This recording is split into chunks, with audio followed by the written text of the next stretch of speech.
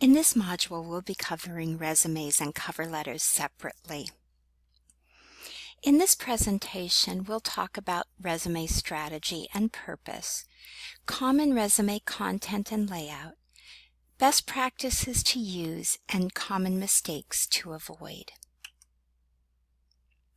The purpose of the resume is really to show that you have the skills required by the job you're applying for.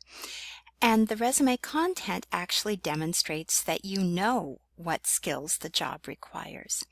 Your resume markets yourself and your skills to your target audience, and a well-written resume doesn't actually get you a job, but it should get you an interview. Resumes also have hidden purposes, both for the writers as well as for the readers. And as a writer, your resume can show your potential employer that you know what the job requires and that you are that person. It'll demonstrate your ability to communicate a lot of information clearly and concisely, and we know that good communication skills are highly valued by virtually every employer. Your resume also demonstrates that you're comfortable with common software such as Word or Photoshop. So your layout, your use of bold, use of bullet points, these all say that you are tech savvy, and that is valuable. And finally, a well-written resume demonstrates good attention to detail. When a resume has grammatical or spelling errors or is inconsistent in format, it actually contradicts anything that you say about having good attention to detail. So a resume is concise and well written, containing factual information that demonstrates how your skills, abilities, education, and experience match up with the requirements of the job. A resume isn't a complete work history or a layout or autobiography of everything you've ever done, because although everything you've ever done is important, the resume is really about what matters for the job you're applying to, so more is not always better. And of course, it should never contain fictitious or fabricated information. The key parts of a resume are actually pretty basic. There should be contact information, credentials, things like education, degrees received, licenses and certifications, and so forth, and an experience section that demonstrates skills and abilities related to the desired position. For new professionals, the sections are typically in the order shown on the screen: contact information, credentials, and experience. For more seasoned workers, usually the credentials section goes at the bottom of the resume, and the experience begins right after the contact information. There's lots of optional parts of a resume, though, and you should consider using them if they help you make your case. So you've probably seen a resume that has an objective on it. That can be very helpful, but if you're applying online for a specific position, it might not be necessary. If you don't have much experience outside of the classroom, you might want to include a section where you talk about related coursework and course projects that you've done, because those can demonstrate the skills that you've learned and practiced that relate to the job you seek. Some resumes will include a skills list, a literal list of knowledge and skills, perhaps software, that are unique to your career field. So, for example, a medical assistant might have on their skills list phlebotomy, blood pressure monitoring, patient charting, HIPAA compliance, things that relate to their specific profession that they have knowledge or experience in. It's always best if some of the things on that list can be also reinforced through the coursework and projects or related experience. Some resumes will have a section called Additional Experience. These would be things that you did, experiences that you had that are good to know, but they don't directly relate to the position you're applying for. So for example, if you've been a server at Applebee's for 3 years, we'll probably want to put that on the resume. It's just not one of your main pieces of evidence that you're qualified. Additional experience can fill in the blanks and round out the picture of who you are, but it shouldn't detract from the primary related experience. Extracurricular activities and non-academic awards can be on the resume if they relate. Other languages that you speak, read, or write can also be on the resume because employers tend to value that even if it isn't explicitly stated in the job requirements. Community service can be a nice addition, showing that you're a good person and engaged in the world around you. Typically, hobbies are not included on the resume, and anything that doesn't have a purpose related to the job should really not be included on the resume. The more information there is that's unrelated, the more it actually waters down the impact of the related information. Be careful with your personal information that could be used for identity theft, and references should never actually be placed on a resume. They're typically prepared on a separate piece of paper and presented with the resume if the application requires it. So let's take a look at those key sections, beginning with contact information. You really need only your name, your email, and your phone number. The physical address is optional.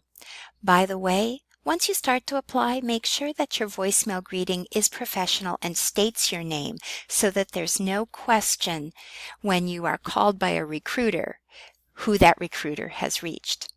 So a contact section can look as simple as what you see here on the screen. The credentials section, again, typically next for new grads and typically at the bottom for more experienced workers, is really just a list of your education, certifications, and licenses. You'll want to state degrees you've attained, the major, when you graduated, and what college or school you graduated from. You won't include high school. There's very, very few exceptions to that. But you can include honors and academic awards from college because they show again that you had a successful college experience. And you can include actual or pending certifications or licenses that are relevant. So the bottom line is, in your credentials, you can put on there things that you are in the process of attaining. Here are some sample credential statements. If you have more than one credential that you'd like to put on your resume, it's commonly done in one of two ways, either with the highest degree first, down to the lowest, or clustered according to what things are related to each other. It's really a stylistic choice, and a career coach can help you decide which way is best. The related experience section is really the most important part of the resume because this is where you produce and present your primary evidence that you're ready for the job or internship you're applying for. So you can include anything that demonstrates real-world experience related to the job. Paid, unpaid, volunteer, short-term, long-term internship, things that you've just done on your own. The bottom line is it needs to be real and it needs to prove that you have some degree of experience doing one or more things that are very similar to what you'd be doing in the job you're applying for. Give everything you list there a title, an organization, location, and dates. And so you see examples there of volunteer opportunities, actual jobs, college leadership positions, and so on. Anything like that can be included if it provides good evidence of your qualifications. And then in bullet points under each position, you typically would describe the parts of the experience that demonstrate skills relevant to the new position. You don't really need the whole job description. It's better to focus in on the things that are most related to the job you seek. There are some sample statements. As you can see, they're pretty thorough, pretty well written, have action verbs in them, and include where possible frequencies or numbers or other quantifiers that help the reader understand the significance of the experience. This is without a doubt the hardest part of writing a resume, so be prepared to rewrite several times, and I encourage you to come to Career Services and work with a career coach on making good sample statements for your experiences. A lot of discussion goes on about resume format, and the truth is, with very few exceptions, there's no one right format. But the format should be easy to follow. The organization should be apparent. There should be a balance of white space and text, no templates, because those just tend to not edit well, they tend to not email well, and they may not actually have the parts that you need. No grammar or spelling errors on a resume. That's an easy thing to avoid. No need for that. And the length of the resume is driven by the content, not the other way around. People will often say, well, a resume should only be a page long. Well, what that really means is a resume shouldn't have anything on it that isn't helping the person reading it to figure out whether or not you're qualified for the job. So say what you need to say as powerfully and concisely as possible. But don't artificially chop off the length just because you think it can't be longer than a page. What makes it too long is irrelevant content, not literally the number of lines. All content on the resume should support your qualifications for the job, and the resume should be tweaked every time you use it just to make sure it's matching up with the requirements of the position you're applying for. Keywords should be used correctly and repeatedly on the resume. Keywords are the vocabulary of your profession, and when you use them correctly, you actually increase the ability of the person reading it to believe that you know what you're doing. Now, you certainly don't have to meet all the job requirements to apply for a job, but your resume should address as many of the qualifications as you have.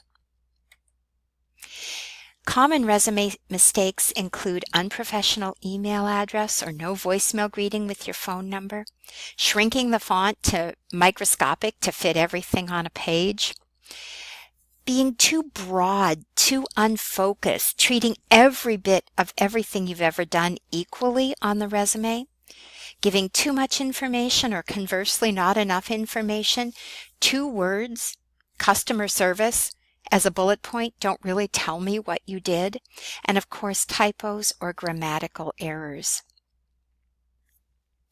Expect to rewrite your resume often. It's not an easy task. You should get lots of opinions about your resume, but in the end it's your document. You need to own the content and know why you've included it. Expect to do more than one draft. It takes a while to get comfortable with this process. And when you write, consider the basic strategy that we've talked about here, as well as what is common for your particular profession or career field. And finally, come to Career Services and work with a career coach to further tailor your resume for impact.